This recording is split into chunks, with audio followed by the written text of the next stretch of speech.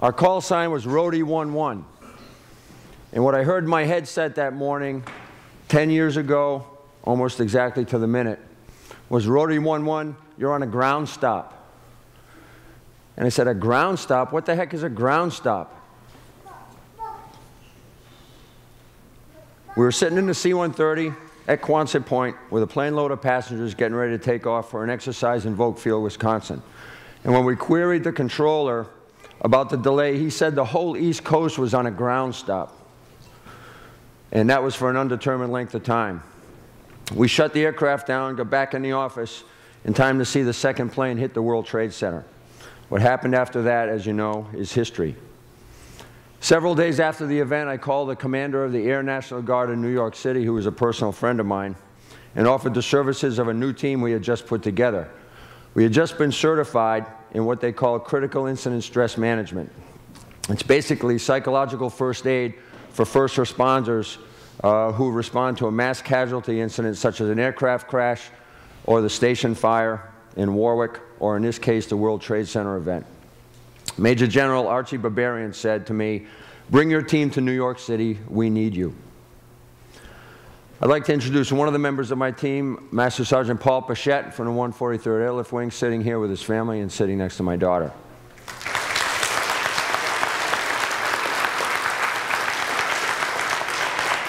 The next day, our team of 6 drove into New York City, literally reviewing our notes and books from the training, because nothing like this had ever happened before, and no one had responded to an incident of this magnitude.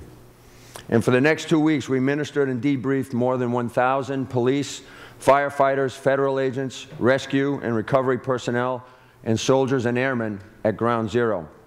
We went out to armory after armory in Manhattan and Queens and Brooklyn to help the initial wave of soldiers and airmen who responded to figure out in their head what just went on, and that their fears, nightmares, and responses were normal responses to a very abnormal event.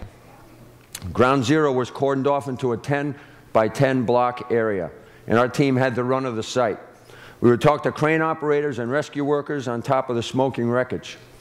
We'd walk the perimeter and bring coffee and water to guardsmen manning the checkpoints at the site. It was just as you have seen it on TV, and even some more.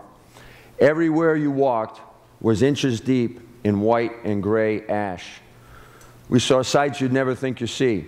We walked by parking garages filled with cars covered with this gray ash and knew that they would never have a driver again and nobody would ever be able to find their keys. We walked through blocks filled with the crushed remains of fire trucks, ladder trucks, and rescues. As we walked the perimeter, the barriers were backed up 10 deep, with people pleading with us as we walked by, asking if they had any word on their son or daughter or husband or friend, and thrusting pictures of them into our hands. You can probably imagine the sight as what the Bible says, the valley of the shadow of death. But I'm here to tell you, in reality, that's not the way it was at all. As we walked for 10 to 12 hours a day through the evidence of the evil that man can do to man, we saw and experienced a much greater good than you could ever imagine. The compassionate and overwhelming response of the people of New York and Americans everywhere were unparalleled. As crazy as it sounds, Ground Zero was like heaven on earth. Every attitude of every worker on that site was fantastic. People were going out of the way to help each other with every single little thing. Companies and organizations across America had donated everything and anything you can imagine, and it was available to anyone working at the site. In blown-out storefronts in local churches in New York City, you could find anything you could possibly need. Respirators, dry socks, Gore-Tex jackets, food, you name it. If you needed Tylenol or were coming down with a cold, you could go to an aid station, one of the aid stations manned by the Rhode Island DMAT team, and get any medical aid or any pharmaceutical that you needed to do your job. Paul Pichette was a master at knowing where we could get anything. And if we needed a cup of coffee or a raincoat, Paul knew where to go and would come back a few minutes later with it. Rain gear, flashlights, batteries, work gloves, it was all there. It was an unbelievable place. We were walking along the perimeter, and this group of college kids came up to us outside the barrier and said, "Can we sing for you?" And it was the choir of Bob Jones University who loaded into 2 vans and came down to the site just to help anyone who was working there. You couldn't buy a meal if you were anywhere in New York City in uniform. There were made available to us everything from seats to Yankee Stadium to tickets to a Broadway play. In fact, one night after working at the site for about 10 hours, still in uniform, we decided we'd go see Les Miserables on Broadway. We went in there and we were just beat and tired and kind of dirty in our uniforms. And at the end, the usher came to us and said, "Can you come over here for a minute?" And we went over to the side of the theater, and the cast came out and wanted us to sign the programs for them. It was the world turned upside down. The city had 2 tour boats put aside on the Hudson River to feed the workers of the site, and as we went through the line for each meal, the servers behind the counter were faces that you would know. The cast from The Sopranos were serving us potatoes. The cast from Seinfeld. Outside, Lee Greenwood was outside signing our helmets, our hard hats. There were two ladies that came up to us and wanted to sign our hard hats, and as they walked away, I was asking Paul, we were discussing, who was that? And somebody said that was Olivia Newton-John, which was pretty cool.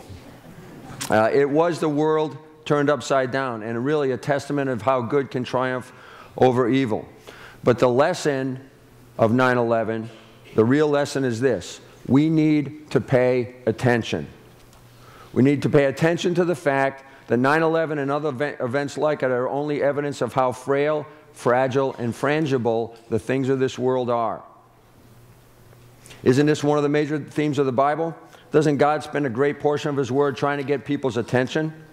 To believe and trust Him rather than the things of this world?